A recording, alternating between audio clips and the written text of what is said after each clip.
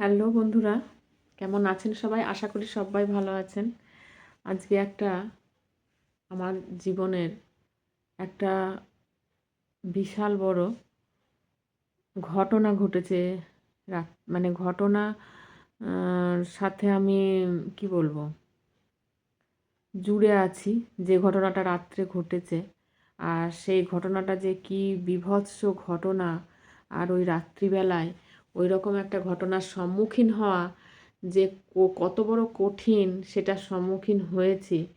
তো সেটাই আপনাদের সাথে আজকে শেয়ার করব। সেদিন হচ্ছে শনিবারের রাত। সে ডেটটা আর এইখানে বলছি না, তা মানে বারটা বললাম। শনিবারের রাত।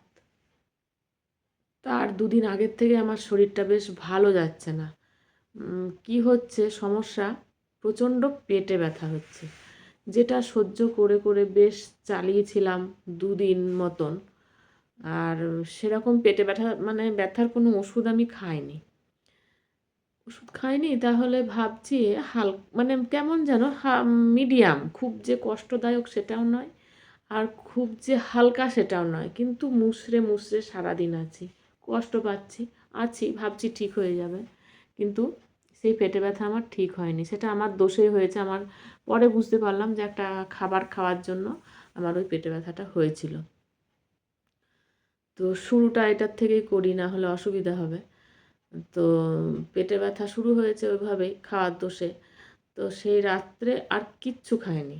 রাত্রে কিছু খাইনি, দুপুরবেলায় একটু খাবার খেয়েছিলাম, আর সন্ধেবেলায় লিকার চা খেয়েছিলাম। রাত্রিবেলায় কিচ্ছু খাইনি। তো আমার দাদাকে বললাম, ঘরের না, মানে আমার কাকার ছেলেকে বললাম যে আমার না খুব পেটে ব্যথা করছে, মানে এমনই পেটে ব্যথা করছে যে আমি মানে ওষুধ আনতে যেতেও পারছি না, দোকানে যে বলে ওষুধ নিয়ে আসবো সেটাও আমি পাচ্ছি না। তো কি করবো রে, খুব যে পেটে ব্যথা করছে। তখন বলল ঠিক আছে দাঁড়া, তখন প্রায় 9:45 বেজে গিয়েছে। বলছে ঠিক আছে দাঁড়া, আমি নিয়ে যাচ্ছি ওষুধ। তো ও বেশি আনেনি, দুটো মাত্র ওষুধ এনেছে। হ্যাঁ, দুটোই এনেছিল। দুটো মাত্র ওষুধ এনেছে, বললো এটা খা আর দেখবি ব্যথাটাও কমবে।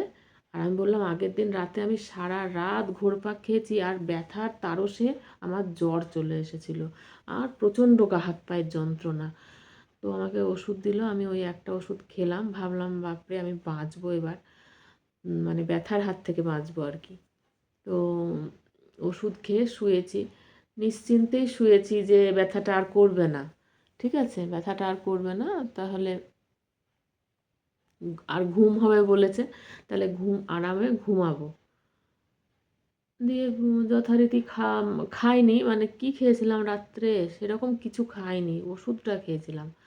ওষুধ খেয়ে এসে চুপচাপ শুয়েছি, সত্যি ডিপলি ঘুমিয়ে গেছি। এবার তখন রাত বাজে 2টো, ওই 35 মতন। হ্যাঁ, 2:35, রাত 2:35, বুঝতে পারছেন? তার মানে আমি ওষুধ খেয়ে ঘুমাচ্ছি আর কতটা ঘুমে আচ্ছন্ন। একটা রিং কমপ্লিট হয়ে গেছে, ফোন এসেছে, একটা রিং কমপ্লিট হয়ে গেছে। আমি বুঝতে পারিনি। তারপরে দেখলাম আর একটা রিং কমপ্লিট হয়েছে। দিয়ে সেই লাস্ট মুহূর্তে রিংটা কানে এসেছে, ফোন বাজছে মনে হচ্ছে, ফোনে রিং হচ্ছে। তখন ফোনটা রিং শেষ হয়েছে, আর আমি দেখলাম যে না, এত রাতে একবার না দুবার ফোন, ওই ঘরে মা শুয়ে আছে। তাহলে কি মায়ের সমস্যা, মা কিছু ফোন করেছে কোনো কারণে? দিয়ে ফোনটা খুলে দেখছি, আর দেখে বুকের ভেতরটা কি আর বলবো, ধড়াস করে উঠেছে।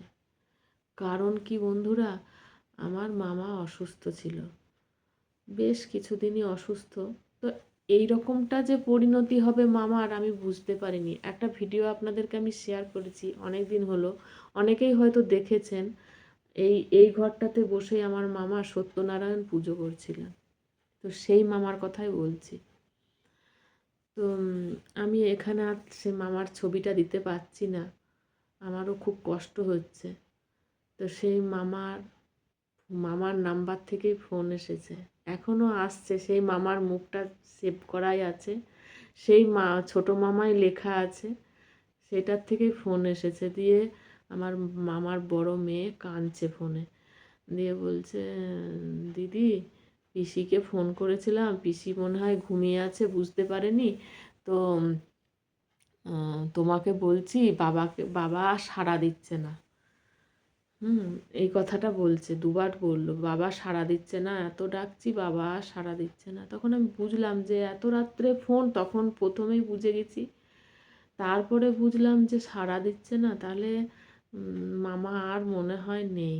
দিয়ে এবার ওই অত রাত, এবার আছে ওই ঘরে মা অসুস্থ। মায়ের কি হয়েছিল সেটা আমি আর একটা ভিডিওতে শেয়ার করব, না হলে আপনাদের ভিডিওটা বড় হয়ে যাবে, দেখতে অসুবিধা হবে।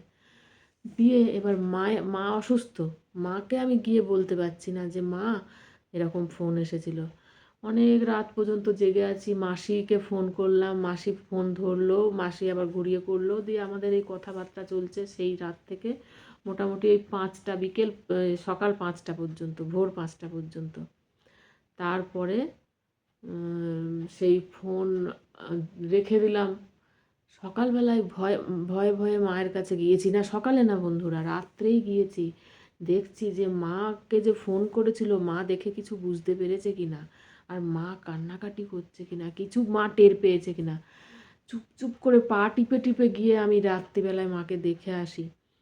দেখছি না, কোনো সারা শব্দ নাই, মা একদম নর্মাল শুয়ে আছে। দিয়ে সেখান থেকে তো চলে আসি, সকালবেলায় উঠে গিয়েছি, গিয়ে মাকে মানে ঠিক টাইমে মা যখন চাটা খায়, বেডটির মতন মার একটু নেশা আছে, দাদা করে দেয়, দিয়ে মা বসে আছে বিছানায়।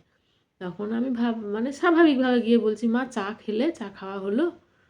তখন মা আর কোনো কথা না বলে হাউমাউ করে কাঁদতে শুরু করেছে।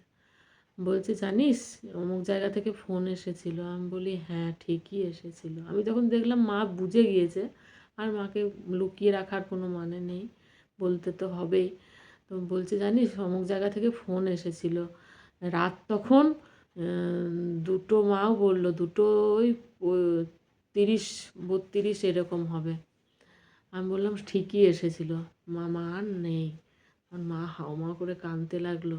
তাই ভাবছিলাম যে মা হয়তো উঠে আসেনি আমার কাছে, যে মা আমাকে ডিস্টার্ব করবে বলে। আবার আমি মাকে গিয়ে ডাকিনি যে মায়ের কষ্ট হবে, মাকে ডাকবো না, মা কি বুঝতে পেরেছে?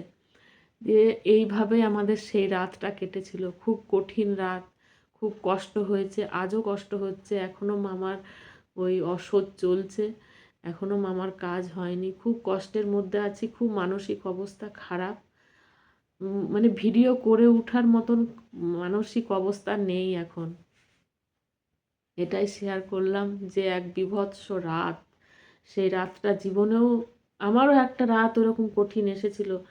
এই আর একটা রাত, যে রাতটা আমি এমনভাবে ফেস করলাম, যেটা আমি আমার মতন করে হজম করলাম, ওদিকে মায়ের মতন করে হজম করলো। খুব কষ্ট হলো, সেই কষ্টের কথাই শেয়ার করলাম আজকে। তো আসি বন্ধুরা, সবাই ভালো থাকবেন, আপনজনদের সবার ভালো রাখুন, আর সবাই সবার খোঁজ খবর রাখুন, এটুকুই বলবো। এর থেকে আর আমি বেশি কিছু বলতে পারছি না। সবাই সবার জন্য ভালো থাকার জন্য চেষ্টা করে যান, আর সবাই সবাইকে ভালো রাখার চেষ্টা করুন, এটুকুই বলবো। অনেক দূরে আছি, মামার বাড়ির থেকে অনেক দূরে আমরা থাকি। তাই তখনও ভেবেছিলাম যে, বলছিলাম, হে ভগবান, হে ঈশ্বর, ভালো রেখো, সুস্থ রেখো। এখন বলছি, আত্মার শান্তি কামনা করছি। যেখানেই থাকুক আমার মামা যেন মামা ভালো থাকে, সেখানে গিয়ে যেন খুব ভালো থাকে। ভালো থেকো মামা তুমি। আসছি।